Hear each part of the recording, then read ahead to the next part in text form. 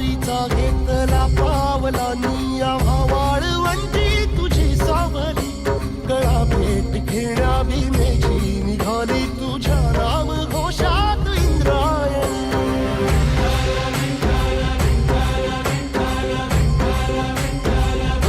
भिडे आसमंती ध्वजा वैष्णवांची उभी पंढरी आज नानावली तुझे नाव ओठी तुझे रूप ध्यानी जीवाला तुझी आस गा लागली